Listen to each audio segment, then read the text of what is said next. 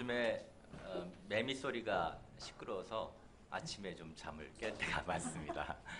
예, 마치 야 여름이다 여름이야 내 계절이라고 이렇게 하면서 우는 것 같습니다.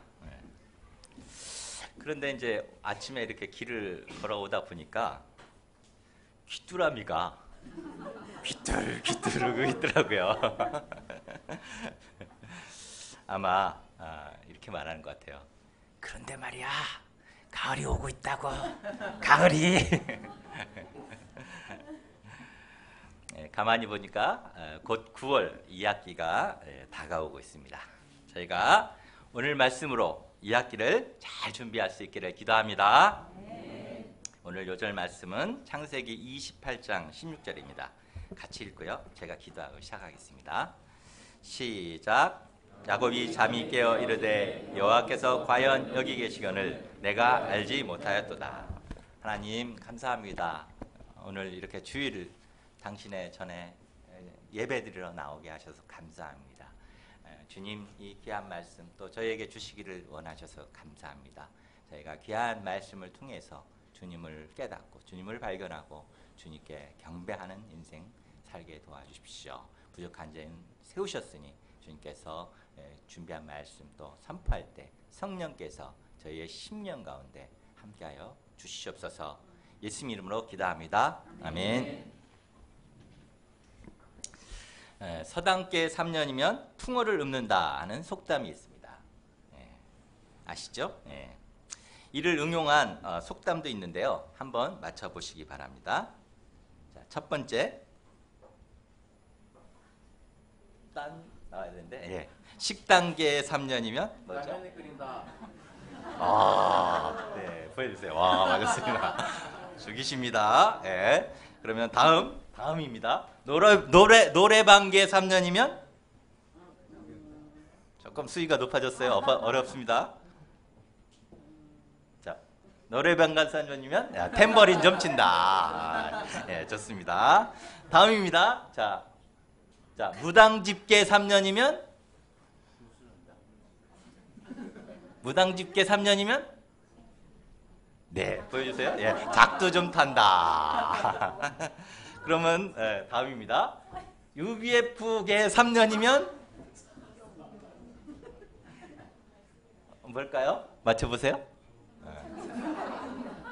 보여주세요. 성경 좀 가르친다. 맞나요? 이 속담의 뜻은 무엇입니까?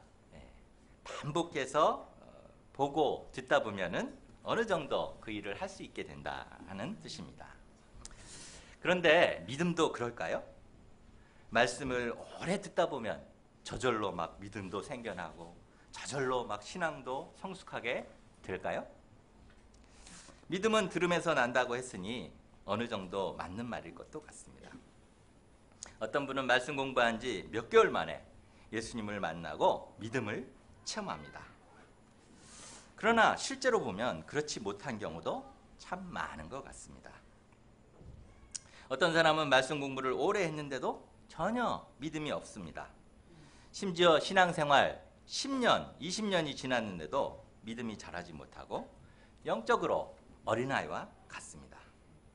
어려서부터 교회를 다니고 신앙적 지식도 충분히 갖추었지만 실제 삶에서는 믿음이 없어서 무슨 일을 만나기만 하면 무서워서 벌벌벌 떨고 먼저 기도하기보다는 인간적인 방법을 찾습니다.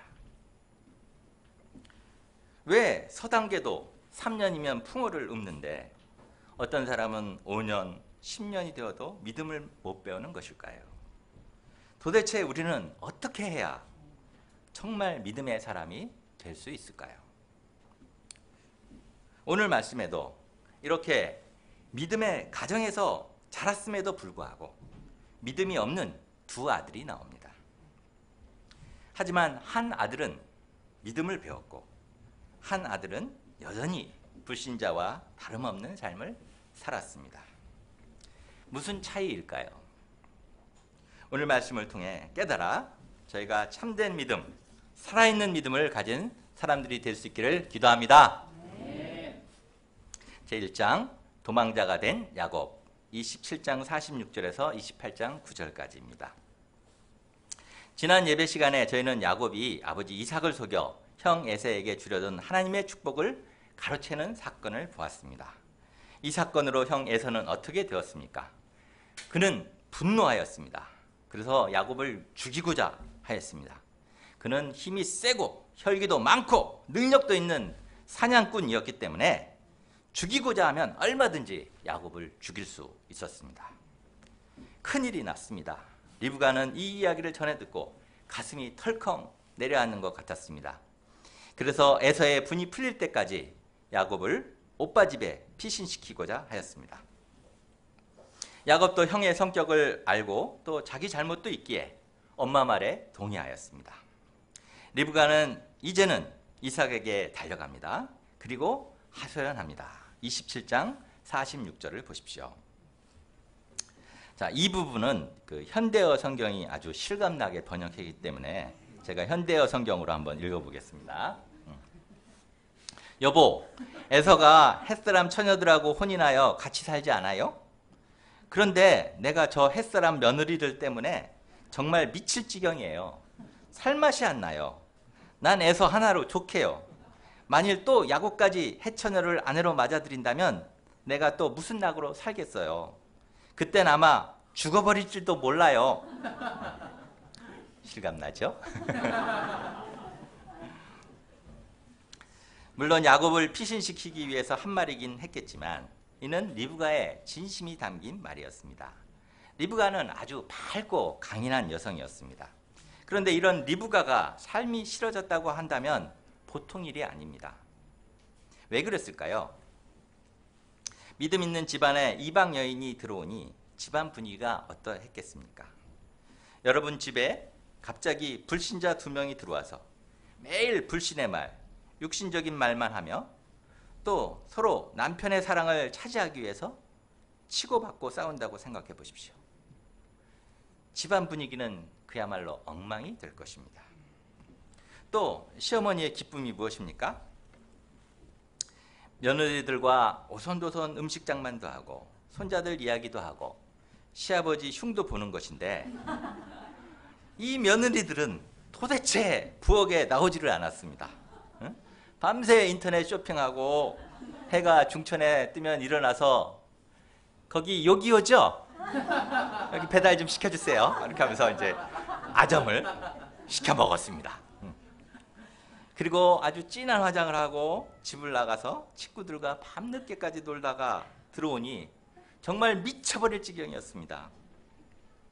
그런데 야곱까지 이런 햇사람의 딸들과 결혼한다면 더 이상 살 수 없다는 것입니다. 이에 대한 이삭의 반응이 어떠합니까? 28장 1절 2절을 보십시오. 그는 즉시 야곱을 불렀습니다. 그리고 당부합니다. 너는 가나안 사람의 딸들 중에서 아내를 맞이하지 말고 일어나 밧단 아람으로 가서 내 외조부 부두엘의 집에 이르러 거기서 내 외삼촌 라반의 딸 중에서 아내를 맞이하라. 이삭도 아내의 말에 전적으로 동의한 것입니다.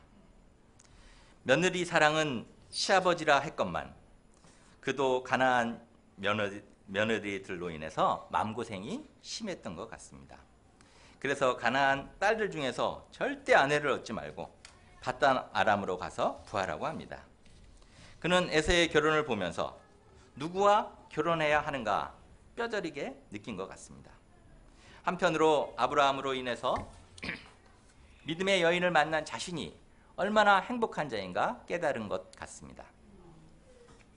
인생에는 3번의 중요한 만남이 있다고 합니다. 첫째는 좋은 부모를 만나는 것이요. 둘째는 좋은 스승을 만나는 것이요. 손가락이. 셋째는 좋은 동역자를 만나는 것입니다. 특히 믿음의 결혼, 믿음의 동역자를 얻어 믿음의 가정을 이루는 것이 얼마나 중요한지는 아무리 강조해도 지나치지 않습니다. 솔로몬은 좋은 아버지, 좋은 영적 스승으로 인해서 이스라엘 최고 정성기를 이룬 왕이 되었습니다. 그러나 인생 후반에 이방 여인들을 아내로 맞이하므로 축복을 빼앗기고 나라가 갈라지는 비극의 주인공이 되고 말았던 것입니다. 3, 4절을 보십시오. 이삭은 이제 야곱을 축복합니다. 그는 야곱이 자기를 속였다고 해서 꽁에 있지 않았습니다. 오히려 자신이 하나님의 뜻을 거슬려 장자 에서를 축복하려 했지만 하나님께서 막으신 것을 깨닫고 회개하였습니다. 그리고 이제는 야곱을 공적으로 축복합니다. 전능하신 하나님이 내게 복을 주시어 내가 생육하고 번성하게 하여 내가 여러 족속을 이루게 하시고 아브라함에게 허락하신 복을 내게 주시되 너와 함께 내 자손에게도 주사 하나님이 아브라함에게 주신 땅 곧 내가 거류하는 땅을 내가 차지하게 하시기를 원하노라. 야곱은 이렇게 아버지의 축복을 받고 밧담 아람으로 떠나가게 됩니다. 6절에서 9절을 보십시오. 에서는 이 장면을 우연히 보게 됩니다. 그런데 가만히 보니 이삭이 야곱을 밧담 아람으로 보내는 것이 믿음의 결혼 때문이고 가나안의 딸들인 자기 아내들이 아버지 이삭을 기쁘게 못하는 것을 알게 되었습니다. 그때 그는 어떻게 하였습니까? 그는 당장 아버지 이삭의 이복 형인 이스마엘의 동네로 달려갔습니다.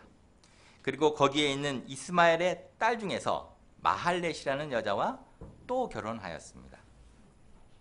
그가 왜 그렇게 하였습니까? 아버지 이삭을 기쁘게 하고자 했기 때문입니다. 그는 전에는 사냥해서 아버지에게 맛있는 것도 만들어 드렸습니다. 이번에는 아버지가 야곱을 축복한 이유지만 또 아버지를 기쁘게 하기 위해서 결혼한 것입니다. 어찌 보면 에서는 참 효자 같습니다. 그러나 무엇이 문제입니까? 그는 영적 분별력이 없었습니다. 없어도 너무 없었습니다. 그는 유전자만 가까우면 되는 줄 알았습니다. 겉모습만 비슷하면 다 되는 줄 알았습니다. 그는 믿음의 부모가 정말 원하는 것이 무엇인가 알지 못하였습니다. 그래서 계속 헛다리만 짚는 인생을 살아야 했습니다. 제2장 고통하는 야곱을 찾아오신 하나님, 28장 10절에서부터 19절입니다. 한편 에서를 피해 도망 나온 야곱은 어떻게 되었습니까? 10절을 보십시오. 그는 고향을 떠나 삼촌이 사는 밧단 아람으로 가고 있었습니다. 그 거리가 무려 900km 정도입니다. 한 달이 넘게 걸리는 거리입니다. 11절을 보십시오. 그가 이렇게 가다가 한 곳에 도착하니 해가 졌습니다. 이곳은 누스라는 지역으로 집에서 약 90km 정도 떨어진 곳에 있었습니다. 대략 집을 떠난 지 3일 정도 되는 곳에서 밤을 맞이한 것입니다. 그런데 주위를 둘러보니 아무것도 없는 허허벌판 광야였습니다. 그래서 그는 어쩔 수 없이 주위에서 돌 하나를 가져다가 베개 삼고 겉옷을 이불 삼아 누웠습니다. 그런데 누워서 아무리 자려고 해도 잠이 잘 오지 않았습니다. 이 돌베개도 적응이 안 됐고 흙바닥은 너무 딱딱했습니다. 사방은 깜깜하여 칠흑같이 어두웠고 어디선가 아우 하는 짐승 소리가 들려와서 아주 겁이 덜컥 났습니다. 이러다가 늑대에게 잡혀 먹히는 건 아닌지, 자다가 뱀에게 물려 죽는 건 아닌지, 또 강도를 만나는 건 아닌지 걱정이 되었습니다. 또 그 먼 밧단 아람까지 잘 갈 수 있을지, 가서 삼촌을 찾을 수는 있을지 염려가 몰려왔습니다. 한편으로는 이렇게 노숙하는 자신이 왠지 처량하게 느껴졌습니다. 지금 집에 있었다면 엄마가 만들어주신 맛있는 이 콩국수를 이렇게 홀짝홀짝 먹으면서 양철 침대에 이렇게 편히 누워 있을 텐데, 지금 내 꼴이 뭔가 이런 생각이 들었습니다. 그는 분명히 형의 장자권도 빼앗았고 아버지의 축복도 빼앗았는데 형은 집에서 편하게 있고 자기는 이렇게 도망자 신세가 되었다는 것이 이해가 되질 않았습니다. 또 한편으로는 내가 괜히 이 욕심을 부리고 형과 아버지를 속여서 하나님께 벌을 받는 것은 아닌가 하는 생각도 들었습니다. 이렇게 이 생각 저 생각으로 잠은 안 오고 엄마 아빠도 보고 싶고 몸은 고단하고 자기 앞날도 걱정되어 그는 계속해서 몸만 뒤척여 됐습니다. 광야의 밤은 참 길기만 하였습니다. 그러다 야곱은 어느 순간 잠이 들었습니다. 그리고 꿈을 꾸었습니다. 어떤 꿈이었습니까? 12절을 보십시오. 그것은 사닥다리 꿈이었습니다. 사닥다리를 보니 사닥다리가 땅 위에 서 있는데 그 끝이 하늘까지 연결되어 있었습니다. 그리고 이 사닥다리 위에 하나님의 사자들이 오르락내리락 이렇게 하고 있었습니다. 그런데 오르락내리락을 원어로 보면 내리락 오르락 이렇게 표현되어 있습니다. 즉 이 사닥다리는 하늘에서부터 내려온 것이었습니다.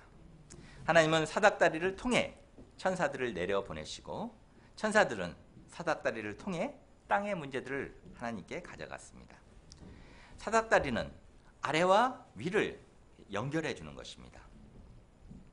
야곱은 지금 모든 것이 단절되었다고 생각하였습니다. 부모와의 관계도 형과의 관계도 세상과의 관계도 다 끊어지고 그 형편이 꽉 막힌 것만 같았습니다. 그러나 하나님은 사닥다리 환상을 통해 새로운 눈을 뜨게 하셨습니다.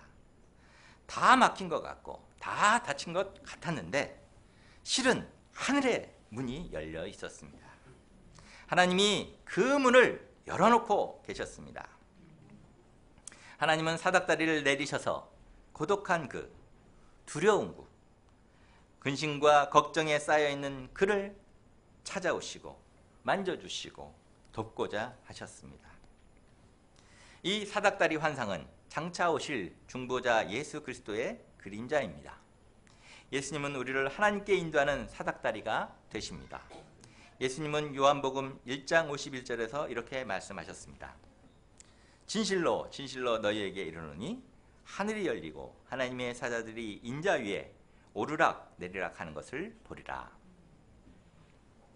우리가 야곱처럼 험한 세상에서 걱정과 불안에 사로잡혀 있을 때, 내 인생을 어떻게 헤쳐나가야 할지, 물질과 능력과 건강의 한계 속에서 고통할 때, 나의 허물과 죄성으로 고통할 때, 예수님은 우리에게 하늘아버지에게 가는 사닥다리가 되어주십니다. 온 세상 날 버려도 하나님은 날 버리지 않으십니다. 그래서 세상에서 다 실패했어도 하나님 안에서 다시 시작할 수 있습니다. 세상에서 홀로 버려지고 내팽개쳐 있어도 예수님 안에서 하나님과 연결될 수 있기에 우리는 용기를 낼 수 있습니다. 내 인생이 잘 풀리고 잘 나갈 때는 이 사닥다리가 잘 보이지 않습니다. 그러나 오히려 어려울 때, 아플 때, 실패하고 절망 가운데 있을 때 우리는 이 사닥다리를 발견하고 하나님을 만날 수 있습니다. 이제 야곱은 사닥다리의 끝을 바라보았습니다. 거기에 누가 계셨습니까? 13절 상반절을 보십시오. 여호와 하나님께서 서서 그를 보고 계셨습니다. 그리고 그에게 말씀하셨습니다. 야곱아, 나는 여호와니 너의 조부 아브라함의 하나님이요 이삭의 하나님이니라. 이제껏 야곱은 하나님을 직접 체험한 적이 없었습니다. 집에서 할아버지 아브라함과 아버지 이삭으로부터 당신들이 만난 하나님에 대해 듣기만 했을 뿐입니다. 이런 그의 신앙은 어땠습니까? 막연한 지식뿐이었지 하나님에 대한 참된 믿음이 없었습니다. 그런데 이 밤에 그는 말로만 듣던 그 하나님을 드디어 만났습니다. 하나님은 왜 그에게 나타나셨습니까? 그를 인격적으로 만나주시기 위해서입니다. 그를 만나서 야곱의 하나님이 되시기 위해서입니다. 하나님은 아브라함의 하나님이시요 이삭의 하나님이시지만 이제 야곱의 하나님이 되시고자 하십니다. 야곱의 하나님이 되셔서 고난받는 그를 위로하시고 도와주시고자 하십니다. 얼마나 놀랍습니까? 대통령이 나 한 사람을 만나기 위해 나를 찾아와 기다려준다고 해도 얼마나 큰 영광입니까? 그런데 천지를 창조하신 하나님이 나를 만나기 위해 나의 하나님이 되시기 위해서 나를 찾아오셨다고 생각해 보십시오. 이처럼 하나님은 창조주시요 온 세상의 왕이 되시지만 그를 찾아오시고 야곱의 하나님이 되어주셨습니다. 또한 이 야곱의 하나님은 나의 하나님이 되기를 원하십니다. 우리는 목자님의 하나님, UBF의 하나님, 부모님의 하나님, 유명한 그 누군가의 하나님이 아니라 바로 나의 이 하나님을 인격적으로 만나야 합니다. 하나님은 그 유명한 그 누군가가 아닌 나의 하나님이 되셔서 나와 교제하는 걸 기뻐하십니다. 그런 의미에서 자기의 이름을 넣어서 나의 하나님을 불러보시겠습니다. 제가 먼저 해볼 테니 여러분도 한번 따라서 말해 보십시오. 하나님은 김이삭의 하나님이십니다. 자, 이제 여러분 차례입니다. 여러분 이름 넣어서 해보겠습니다. 시작. 하나님은 전능자의 하나님이십니다. 네, 좋습니다. 한 번 더. 시작. 하나님은 전능자의 하나님이십니다. 믿음으로 한 번 더. 시작. 하나님은 전능자의 하나님이십니다. 여러분의 이 고백이 하나님께 다 전달되어 모두 나의 하나님을 인격적으로 만나시길 기도합니다. 야곱을 찾아오신 하나님은 두려워 떨고 있는 그에게 오히려 축복을 선포하십니다. 13절 하반절에서 14절입니다. 내가 누워있는 땅을 내가 너와 내 자손에게 주리니 내 자손이 땅에 티끌같이 되어 내가 서쪽과 동쪽과 북쪽과 남쪽으로 퍼져나갈지며 땅의 모든 족속이 너와 내 자손으로 말미암아 복을 받으리라. 하나님은 야곱을 믿음의 계승자로 인쳐주시고 복 주시겠다는 비전의 말씀을 주신 것입니다. 그러나 현재 야곱은 당장 현실 문제가 절박하였습니다. 땅과 자손, 모든 족속의 복은 먼 미래의 일입니다. 집 떠난 그의 관심은 당장 내 인생이 어떻게 될까? 이 한 가지뿐이었습니다. 하나님은 이런 그를 잘 아셨습니다. 하나님은 현실과 먼 미래만 이야기하는 분이 아니십니다. 하나님은 이제 그에게 무엇을 약속하여 주십니까? 15절을 보십시오. 함께 읽어보시겠습니다. 시작. 내가 너와 함께 있어 내가 어디로 간지 너를 지키며 너를 이끌어 이 땅으로 돌아오게 할지라. 내가 내게 허락한 것을 다 이루기까지 너를 떠나지 아니하여 하시리라. 자, 무슨 약속을 하셨습니까? 그와 동행하겠다고 약속하십니다. 과거 야곱 곁에는 엄마 리브가가 있었습니다. 장자의 축복도 형 에서에게 이렇게 넘어갈 뻔했지만 엄마가 나서서 해결해 주었습니다. 야곱은 엄마만 있으면 든든했습니다. 그러나 지금 야곱은 혼자입니다. 아무도 바단 아람까지 멀고 먼 길을 함께 가줄 수 없었습니다. 그런데 이제 하나님께서 그와 함께 하시겠다고 말씀하십니다. 아니 그가 어디로 가든지 그와 함께 하며 지켜주시고 하나님께서 허락한 것을 다 이루기까지 떠나지 않겠다고 약속하여 주십니다. 이 말씀은 하나님이 그의 종들에게 사명을 주실 때 늘 하셨던 말씀입니다. 모세가 애굽 백성을 구원하라는 말씀을 받았을 때 그는 그 사명을 감당하기 힘든 점들을 말하였습니다. 특히 입이 뻣뻣하고 혀가 둔하여 말을 잘 하지 못한다고 했습니다. 그때 하나님이 말씀하셨습니다. 이제 가라. 내가 내 입과 함께 있어서 할 말을 가르치리라. 입과 같이 하신대요. 입이 안 된다니까. 예수님은 아직도 의심하는 연약한 제자 공동체의 복음 전파와 세계 선교 사명을 주시며 말씀하셨습니다. 내가 너희에게 분부한 모든 것을 가르쳐 지키게 하라. 볼지어다 내가 세상 끝날까지 너희와 항상 함께 있으리라. 하나님이 함께 하실 때 모세는 혈혈단신으로 애굽에 가서 당시 세계 최강대국 애굽의 바로왕을 상대하여 출애굽의 역사를 이루었습니다. 하나님이 함께 하실 때 12제자들은 예루살렘에 하나님의 교회를 세우고 복음을 온 유대와 사마리아와 땅끝까지 전할 수 있었습니다. 야곱은 이 하나님을 만나고 나니 너무나 안심이 되고 가슴이 벅찼습니다. 그리하여 무엇이라 말합니까? 16절을 보십시오. 요절인데요. 함께 읽어보시겠습니다. 시작. 야곱이 자기 길에 이르되 여호와께서 하나님 여기시거늘 내가 알지 못하였도다. 하나님은 지금껏 그와 함께 하고 계셨습니다. 그러나 그는 하나님이 그와 함께 하신다는 것을 알지 못하고 있었습니다. 마치 공기가 항상 우리 곁에 있지만 있는 것을 모르듯이 그는 하나님의 존재를 전혀 인식하지 못하고 있었습니다. 그래서 믿음 생활을 해도 예배를 드려도 그저 형식적이고 믿음이 없었습니다. 그런데 그는 여기서 비로소 영안이 열렸고 비로소 하나님께서 그와 함께 계신다는 것을 깨달은 것입니다. 그 깨달음은 그를 이제 믿음의 세계로 이끕니다. 그의 믿음은 이전의 믿음과 같지 않았고 비로소 산 믿음이 되었습니다.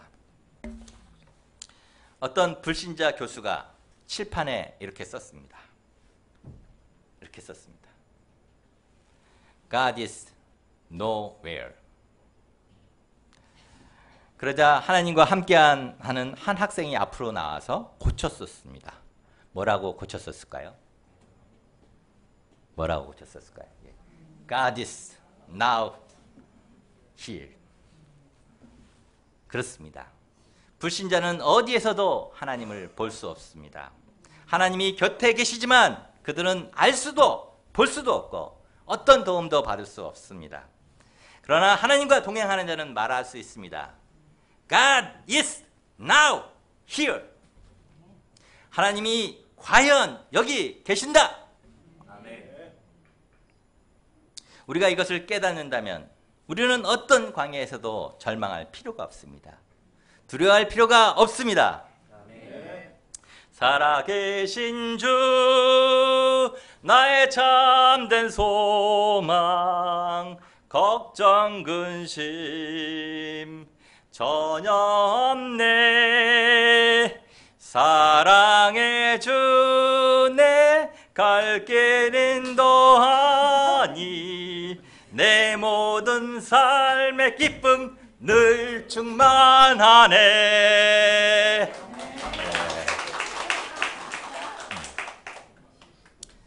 내가 몰랐을 뿐 주님은 여기 지금 계십니다.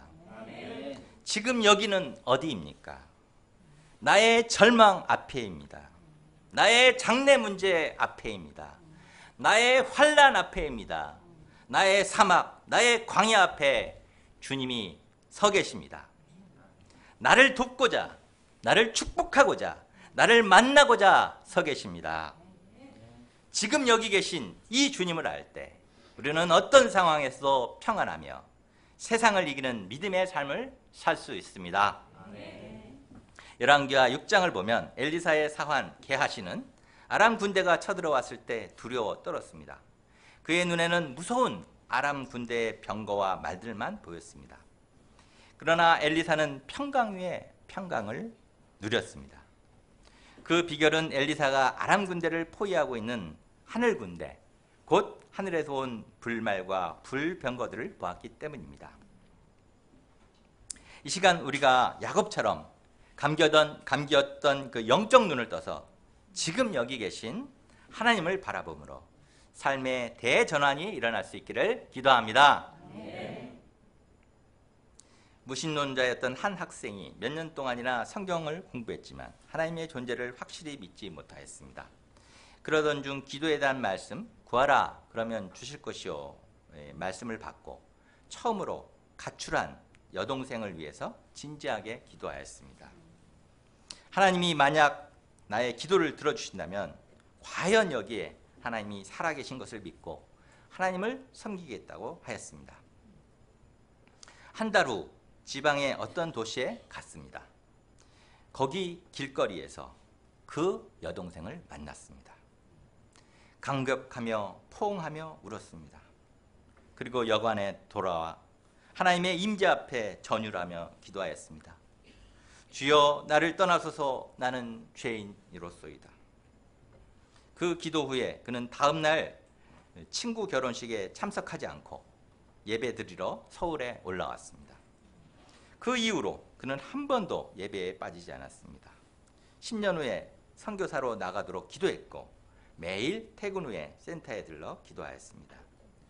9년쯤 되었을 때 하나님은 그를 회사의 유럽 본부 재정 책임자로 발령받게 하셨습니다. 대리급에서 이 부장, 과장을 건너뛰어서 이 부장급으로 발령이 난 것입니다. 그렇게 이 발탁된 이유는 매년 큰 금액의 기부금을 납부하는 것을 보고 그 11조를 이렇게 꾸준히 하는 것을 보고 회사의 임원들이 재정에 사심이 없어 재정 관리를 맡길 수 있는 사람이라고 이렇게 인정했기 때문입니다. 그분이 바로 지금 독일 프랑크푸르트에 계신 김동환 선교사입니다. 김종환은 아닙니다. 김동환입니다. 우리가 문제 앞에서 기도하며 살아계신 하나님, 지금 여기 계신 하나님을 체험할 수 있기를 기도합니다. 17절을 보십시오. 이 하나님을 만나자 야곱은 한편으로는 두려움을 느꼈습니다. 두렵도다 이것이요, 이것은 다름 아닌 하나님의 집이요, 이는 하늘의 문이로다. 그렇습니다. 우리가 하나님을 만나게 되면 경건한 두려움에 휩싸이게 됩니다. 이렇게 살아계신 하나님을 만난 그는 이제 무엇을 합니까? 그는 자기가 베고 있던 돌베개를 가져다가 기둥으로 세우고 그 귀한 기름을 때려 붓습니다. 쏟아 붓습니다. 예배 드리는 삶을 살게 된 것입니다. 그리고 편도나무라는 별 의미 없던 뜻을 지닌 루스를 하나님의 집이라는 아주 특별한 의미를 가진 베델로 명명하였습니다. 제3장 서원 기도하는 야곱 28장 20절에서 22절입니다. 이렇게 하나님을 만난 야곱은 이제 어떻게 합니까? 그는 드디어 기도를 합니다. 어려움과 두려움 가운데서도 한 번도 기도하지 않던 그가 드디어 기도를 합니다. 이것은 무엇을 의미합니까? 그에게 믿음이 생겼다는 것입니다. 그의 첫 기도를 보겠습니다. 20절에서 22절까지입니다. 한번 읽어보시겠습니다. 시작.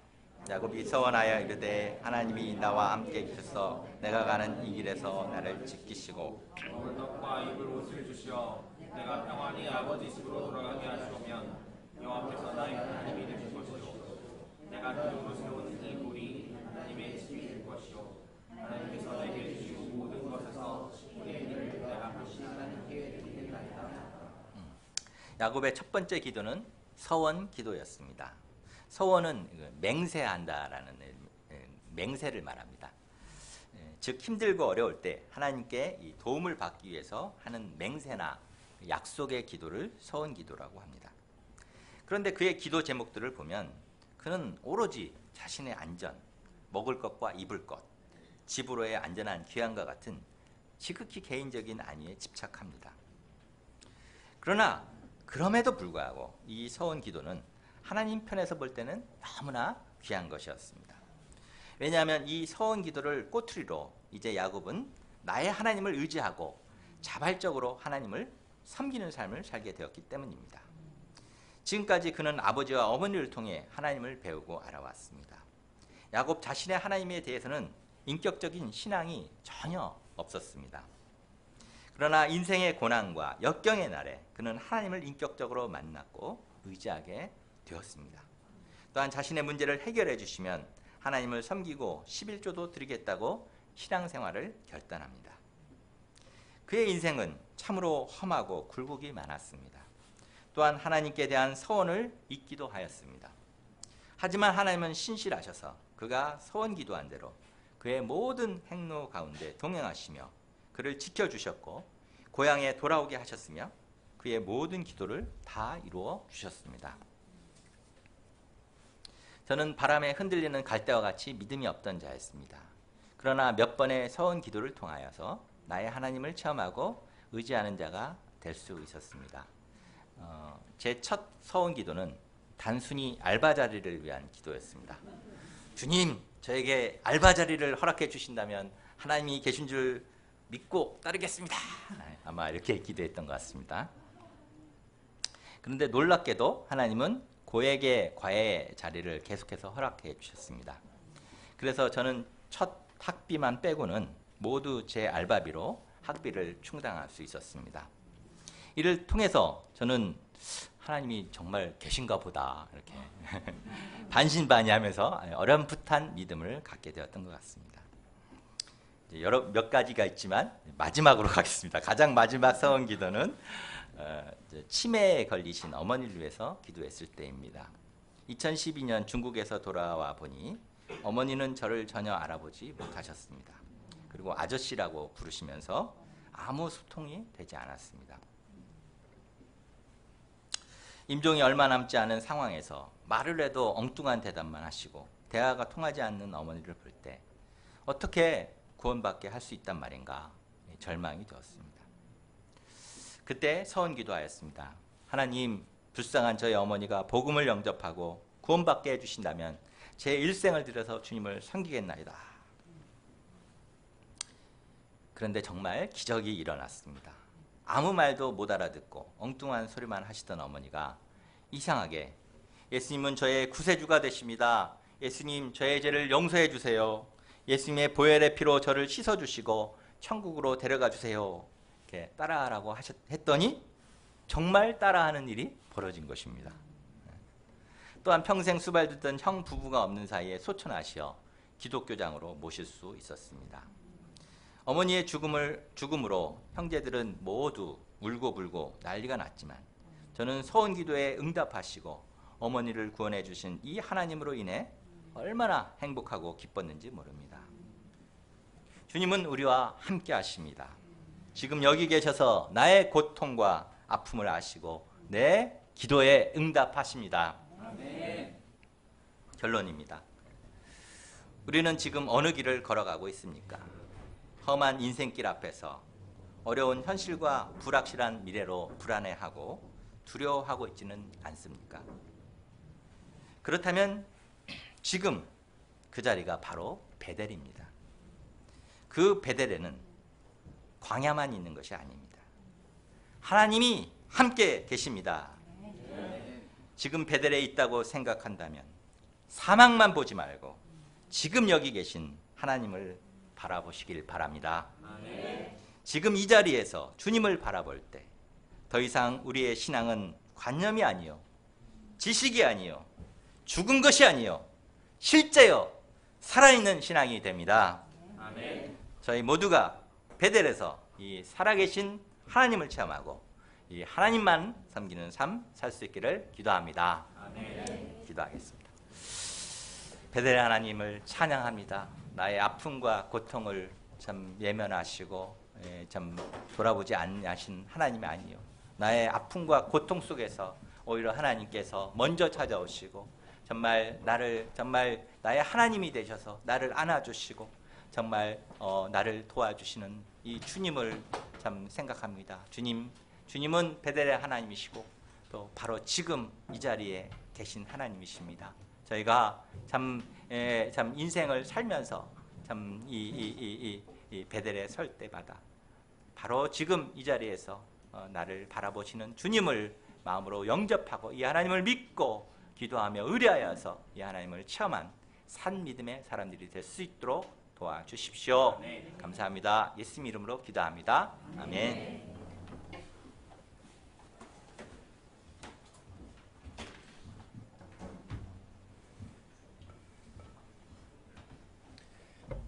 다 함께 찬송가 338장을 부르시겠습니다.